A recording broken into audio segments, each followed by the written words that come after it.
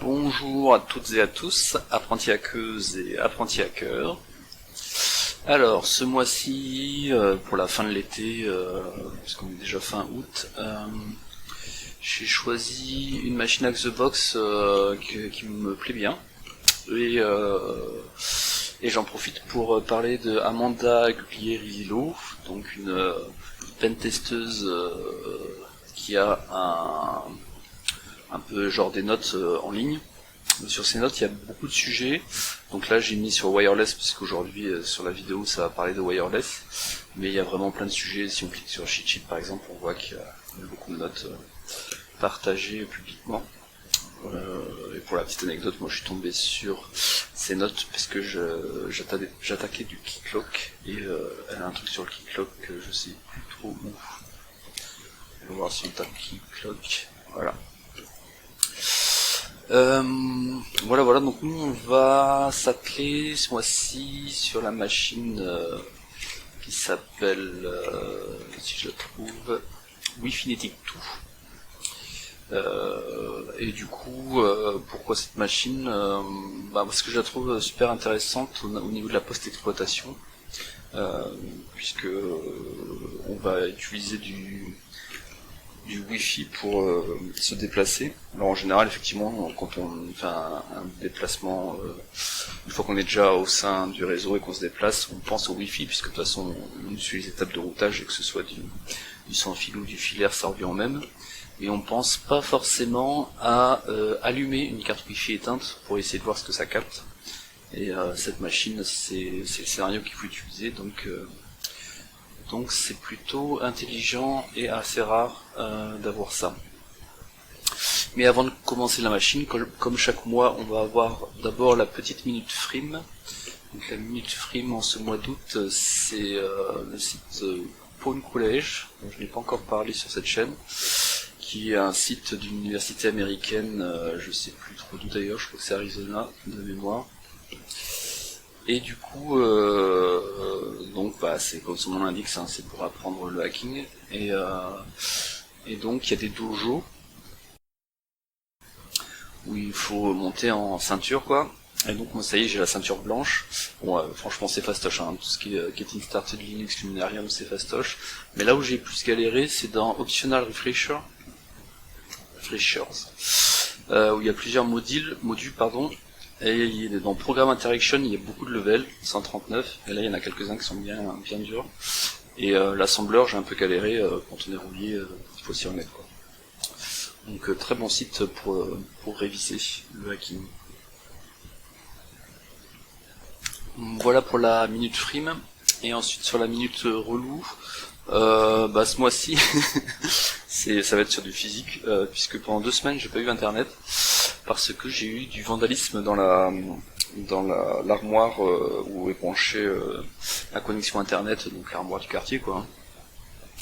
Et du coup j'ai jamais trop compris l'intérêt des gens qui font du vandalisme, puisque ça fait chier tout le monde, mais il n'y a aucun intérêt pour personne. Encore s'il y a des raisons politiques, comme peut-être pour le sabotage des JO, mais encore je suis pas sûr qu'il y ait des raisons politiques, puisque le sabotage n'a pas été revendiqué à ma connaissance, et j'imagine que l'enquête est encore en cours. Enfin bref, couper les accès internet, je vois pas trop l'intérêt, et le vandalisme au sens large non plus. Voilà pour la minute coup de gueule relou. Allez, on s'attaque à la machine du mois, Wifinetic 2. Wifinetic tout court. Alors, donc j'ai déjà fait le scan map comme à chaque fois. Hop, on va aller là-haut. Il est ici. Alors on a le port 22 et le port 80-80. Donc presque du classique, à part que c'est du 80-80 au lieu du 80.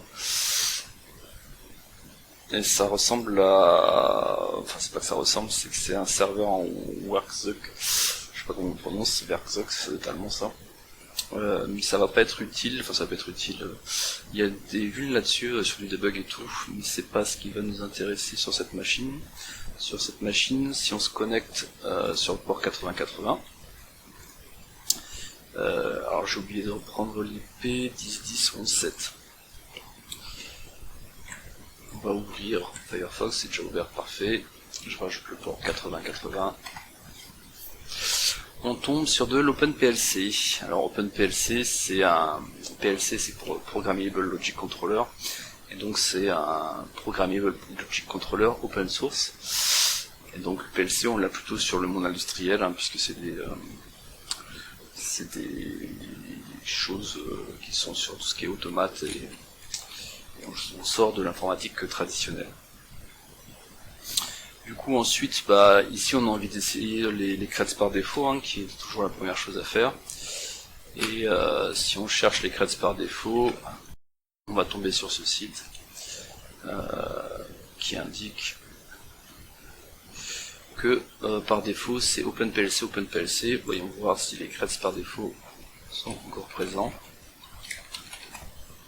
Oui, ça passe. Malheureusement, c'est encore d'actualité sur les systèmes industriels qui sont moins durcis que l'IT classique, même si ça évolue dans le temps, heureusement. Donc, je ferme celui-là. Donc, on se retrouve avec cet OpenPLC où il y a un dashboard, des programmes, on peut uploader des choses, périphérique esclave, du monitoring, hardware avec du code qui ressemble à du C, donc potentiellement intéressant. Les utilisateurs, on l'a déjà, on est déjà admis puisque c'est l'utilisateur par défaut. Du mode bus, donc tout ça c'est des choses liées au monde industriel. Et on a un status stop et on peut démarrer le PLC. Et si on fait start PLC, ça mouline et apparemment ça run. Parfait, donc je peux l'arrêter. Ok, donc une fois qu'on a vu tout ça, on a envie de dire, comme souvent sur Xbox, quand on a une technologie qu'on n'a jamais vue, est-ce qu'il n'y aurait pas des exploits sur cette technologie? Donc je vais taper exploit OpenPLC et on tombe rapidement sur un exploit.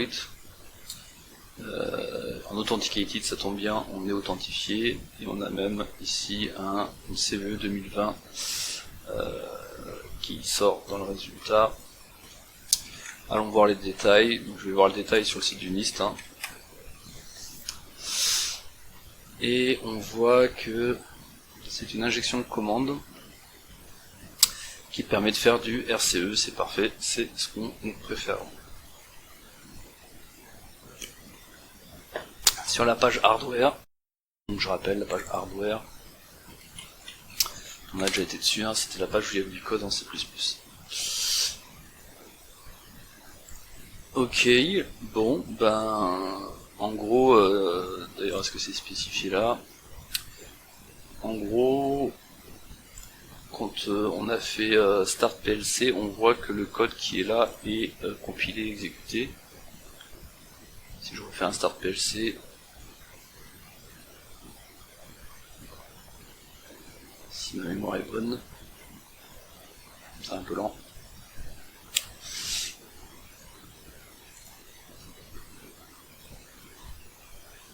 On voit que donc on a un truc qui s'appelle Blanc Linux.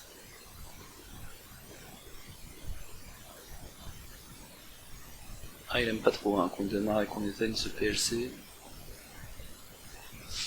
On voit qu'il est bien stoppé.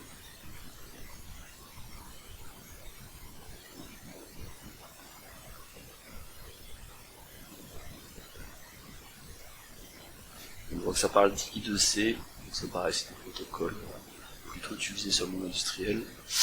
Et ça part en timeout, bien, ça marche bien encore.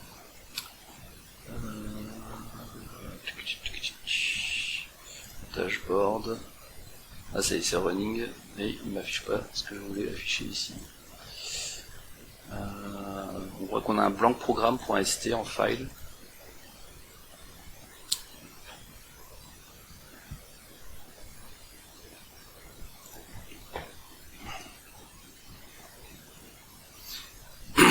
Bon, en fait, c'est écrit là. Si je lisais comme il faut, ça irait plus vite. On voit qu'on peut exécuter du code arbitraire via the hardware layer code box. Et donc ici c'est la hardware layer code box. Donc ici je peux mettre du code et il va être exécuté sur l'OpenPLC, donc exécution de code à distance. C'est même pas une vulnérabilité, c'est une feature à ce niveau-là. Donc je récupère un reverse shell lancé, on peut le faire avec plein de méthodes, hein. On aurait pu utiliser aussi MSF Venom par exemple. Mais là pour que ce soit un peu plus parlant et instructif, on va dire, je vais prendre un reverse shell.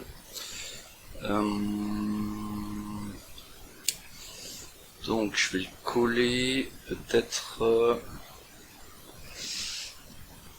à la fin. Donc tous les includes par contre je vais les mettre au début.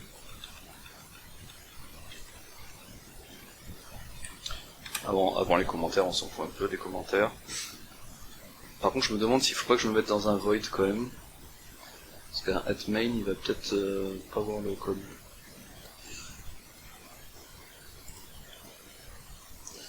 On va plutôt virer le main là, tac, et donc enlever le truc de la fin, tac, et tout ça on va le mettre à l'intérieur d'une fonction qui doit être exécutée. Alors j'imagine qu'elles sont toutes exécutées, donc par exemple on va mettre dans celle-ci. Évidemment il faut remplacer l'adresse IP, hein. Ici c'est 192 alors que nous, la machine cible elle peut nous atteindre sur l'IP en 10.10.16 dans le VPN.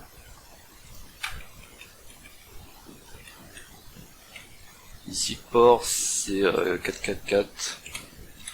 En vrai, allez, mettons 443, on a plus de chances que ce soit moins filtré. Et du coup je mets en écoute un NC sur le port 443. Et ma foi, voyons voir si ça passe. Donc là on a un bouton Save Change. Il compile le programme. Je pense que s'il y avait une erreur il nous le dirait. Là apparemment ça passe.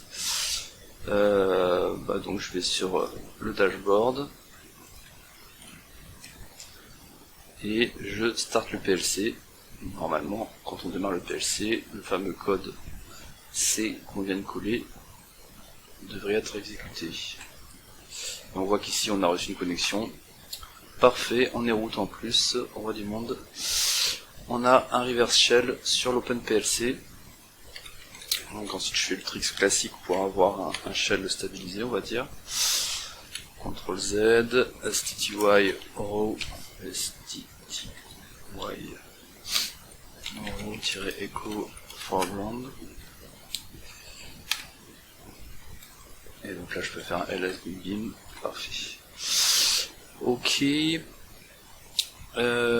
Donc une fois qu'on est là, si on va sur la racine, on voit qu'on a pas mal de choses. cd/ls. On a un route et le flag user est là. Je peux l'afficher. On s'en fout, il est généré aléatoirement. Voilà, donc première partie relativement simple sur cette machine médium. C'est la deuxième partie qui est plus complexe. La première, je crois qu'il y a eu beaucoup de validation. D'ailleurs, on peut le voir. Si on revient ici. Non, il n'y a pas de nombre de validation quelque part. Machine info. Voilà, 5 minutes. On a beaucoup plus de users que de route. On voit que du coup la partie user était plus facile. Ok, donc maintenant qu'on est là, du coup, là on peut faire de l'énumération.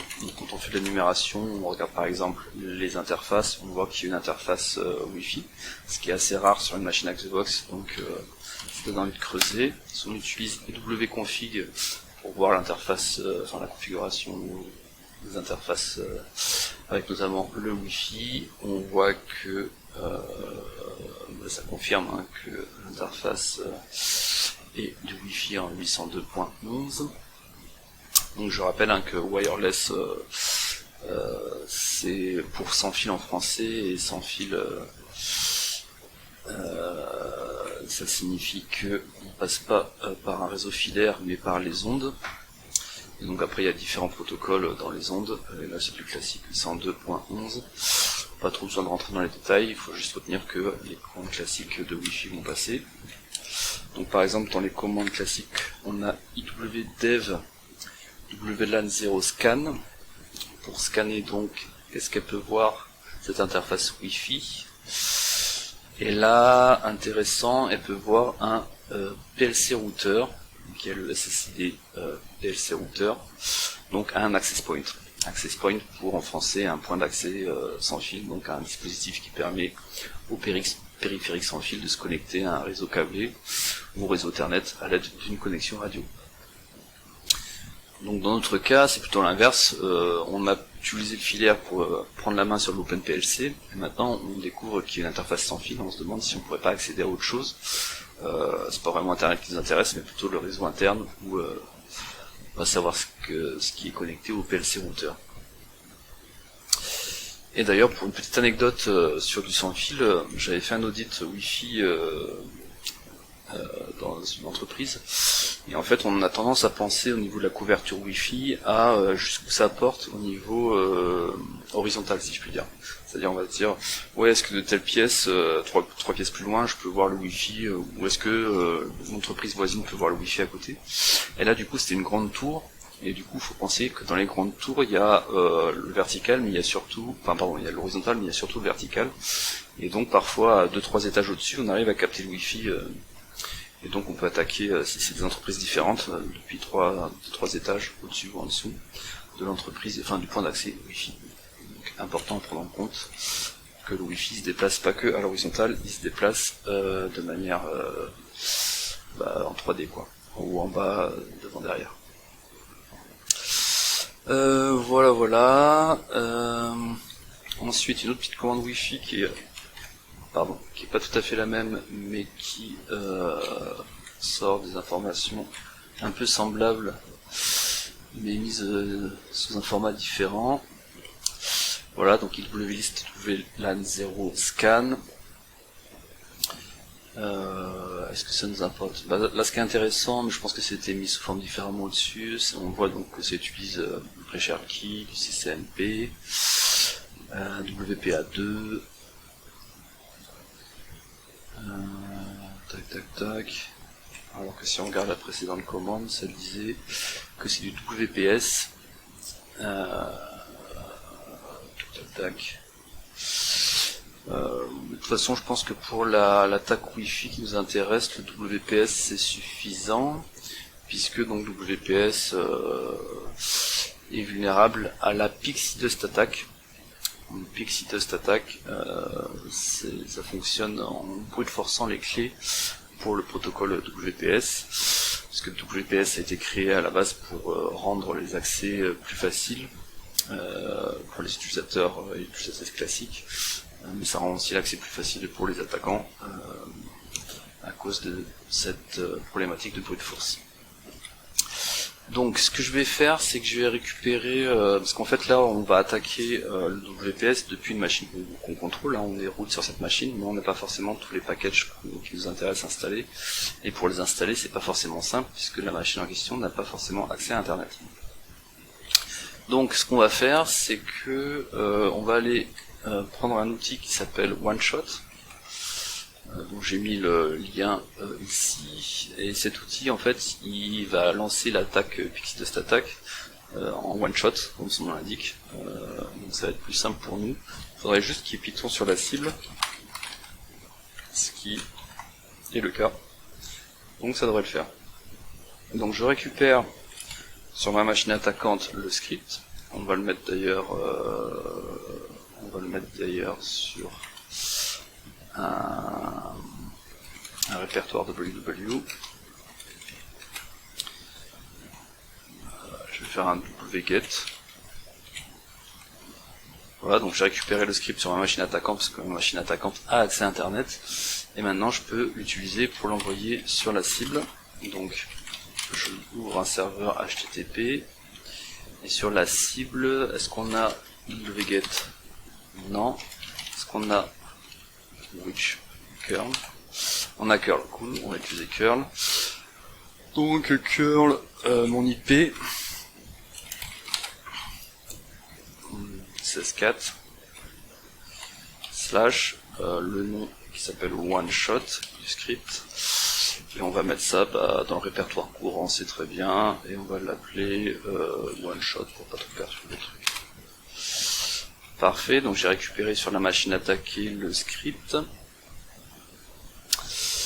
Et ma foi, on va voir s'il passe ou s'il manque des dépendances. Je suis pas sûr que ça va passer comme ça. Déjà on va essayer de faire un one shot .py-h pour voir si ça s'exécute bien. Le Python oui, par contre étrangement, ah si c'est ça. C'est pas très large. Je sais pas pourquoi il est aussi peu large, c'est au niveau de la syntaxe. La syntaxe pardon, de la configuration, j'aurais peut-être dû faire une configuration de terminal. Bref, on va faire avec, de toute façon, on n'a qu'une commande à faire. Et c'est donc one shot avec 3 paramètres.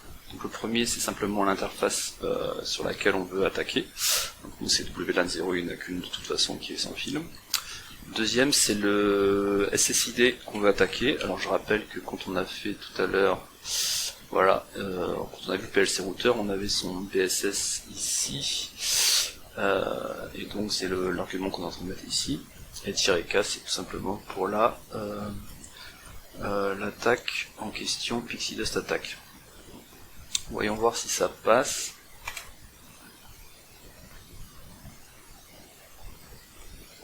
Ah bah nickel, ça passe du premier coup. Donc il n'y avait pas besoin de dépendance. Et on voit bien qu'il arrive à craquer la pre-share key WPA2 qui est ici, à cause de cette vulnérabilité sur WPS. Parfait, donc on a la pre-share key, donc on va pouvoir se connecter à ce réseau sans fil qui est pour l'instant pas connecté. Donc pour cela on va utiliser une commande qui s'appelle WPA passphrase. Cette commande tout simplement génère la configuration. Quand je fais entrer on voit que ça la génère. Et donc je vais mettre cette configuration dans un fichier qu'on va appeler config. Dans slash root, on s'en fout, c'est juste temporaire, le temps d'attaquer le réseau en face. Après, quand l'attaque sera finie, on supprimera tout ça. Et donc, il ne reste plus qu'à lancer avec un WPA supplicant, lancer la connexion sur ce réseau Wi-Fi WPA en utilisant la config que je viens de générer sur l'interface WLAN0.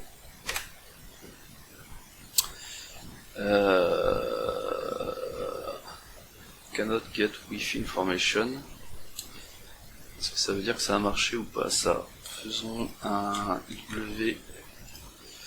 dev WLAN link. Et on voit que si c'est bien connecté, ça passe malgré les messages d'avertissement. Et si je fais un config WLAN, on voit par contre qu'elle n'a pas d'adresse IP. Normal, puisque là on a juste connecté le niveau 2, on n'a pas touché au niveau 3. Donc aux adresses IP. Donc, pour toucher au niveau 3, il est probable en général qu'il faut taper le serveur DHCP pour avoir une adresse IP. Le problème c'est que quand on va interroger le serveur DHCP, potentiellement il va nous changer la route par défaut.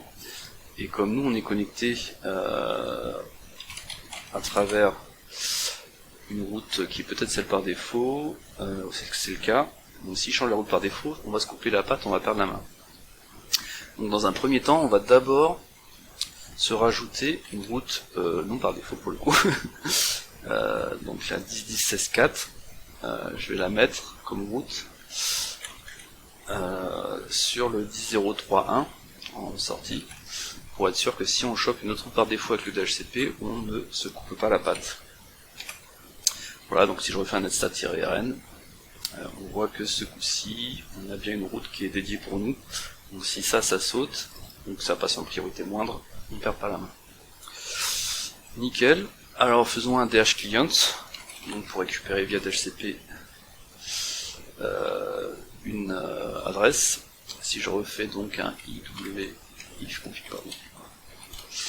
WLAN0, on voit que parfait, on a récupéré une adresse sur le réseau, donc maintenant on a possibilité de taper ce nouveau réseau sur lequel on n'était pas connecté avant qu'on a compromis OpenPLC, et maintenant on est connecté.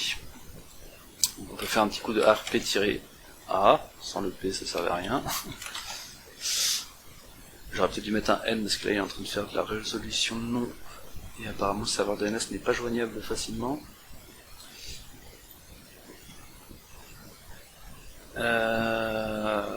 Donc on a dû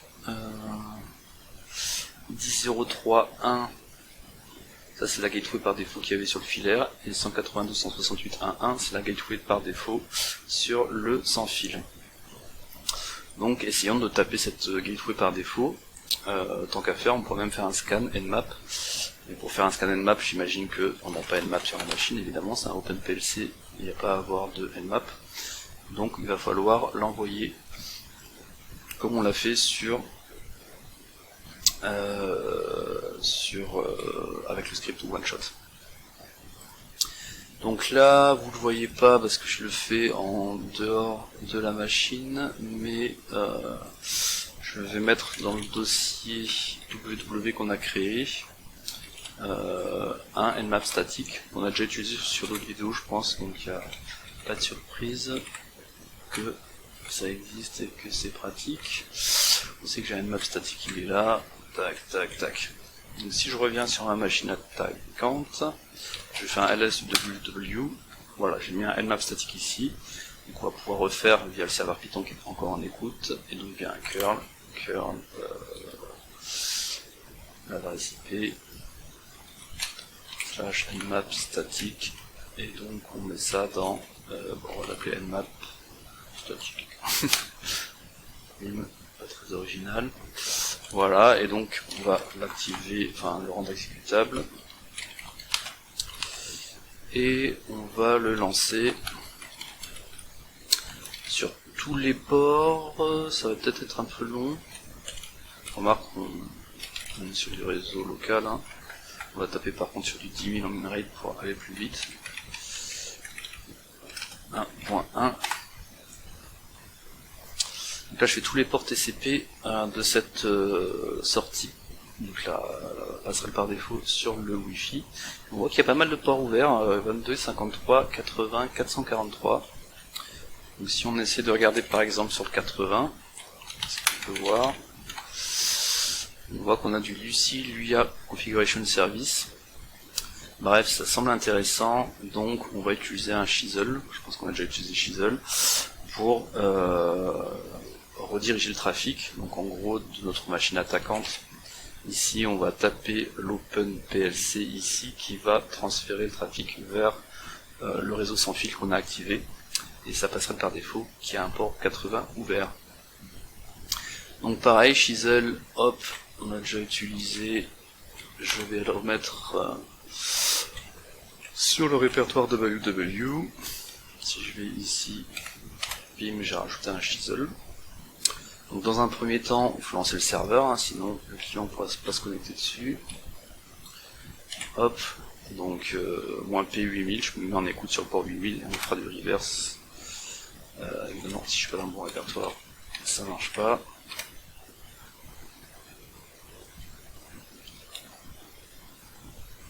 Ah ouais, la commande n'est pas la bonne. Ah, c'était un Chisel plus récent, tiens. Comment ça se fait que j'ai récupéré un vieux? Je vais mettre à jour mon truc. Bref, ça passera quand même, je pense, en version 1.7.6. Et donc, comme dit tout à l'heure, on commence à avoir l'habitude, encore un petit curl. Encore un petit curl sur l'IP que j'arriverai jamais à mémoriser. 0.4 je crois. Bim, slash, c'est un peu long comme nom, j'aurais peut-être dû raccourcir. Donc, ce qu'on va faire, c'est que on va l'appeler Chisel, ça suffira bien. Voilà, un chmod plus X aussi, au cas où ce soit pas déjà fait, pour le rendre exécutable, et donc je vais connecter le Chisel qu'on a mis sur l'OpenPLC à ma machine attaquante, avec la commande je suis client, je vais taper le serveur qui tourne en bas à droite sur le port 8000, et ensuite je vais rediriger le port 80 sur cette IP qui est donc l'IP de la passerelle par défaut en Wi-Fi. Give up, il peut pas parce qu'il y a déjà un truc en écoute sur le port 80, c'est vrai que j'aurais dû changer le port, mais on va laisser 80, j'ai juste couper le serveur Python. Voilà, c'est fait. Ah, donc on n'a plus qu'à lancer une connexion sur le localhost, on peut le faire là d'ailleurs, localhost, donc je vais le taper sur le port 80 de ma machine, qui va rediriger via Chisel sur le port 80 de la passerelle par défaut du Wi-Fi qu'on a activé. Et on tombe bien sur le Lucie là, qu'on avait vu avec le curl, mais là on a l'interface quand même plus propre, du navigateur.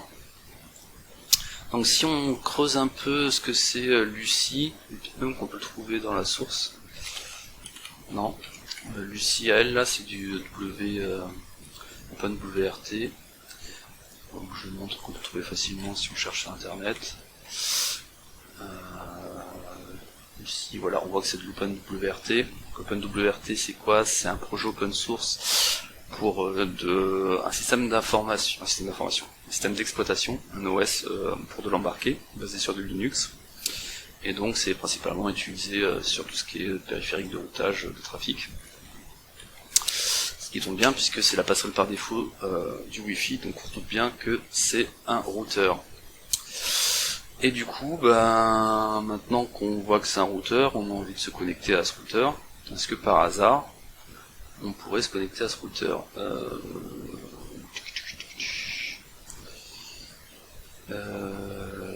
Est-ce que je peux faire un CTRL-C ici? Testons.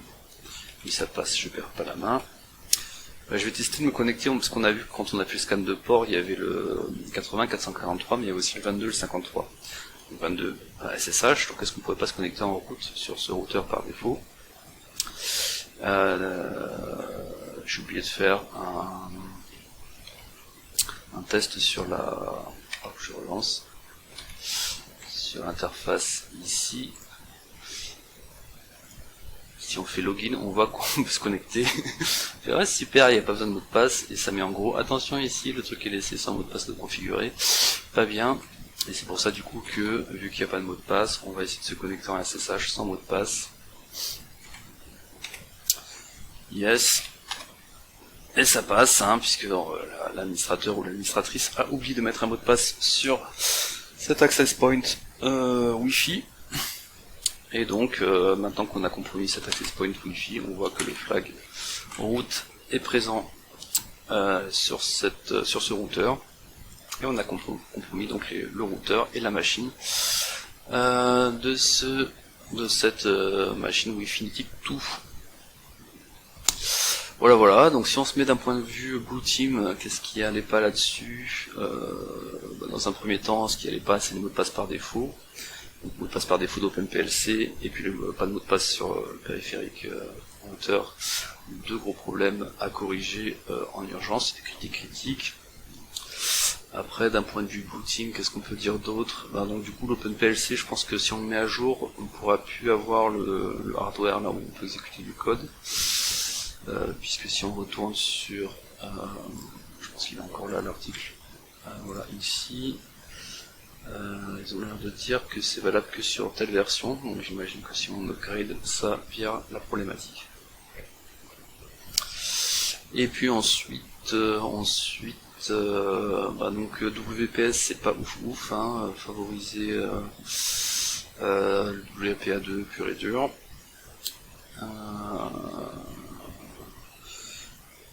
Et ma foi, après, c'est tout en fait, hein, c'est des vulnérabilités relativement basiques, après c'est plus sur du réseau sans fil sur lequel il faut jouer sur cette machine. Voilà, j'espère que vous aurez appris des choses, n'hésitez pas à laisser des commentaires, et à la prochaine fois pour faire un peu de plus vers un niveau ranking de Lisbeth Salander.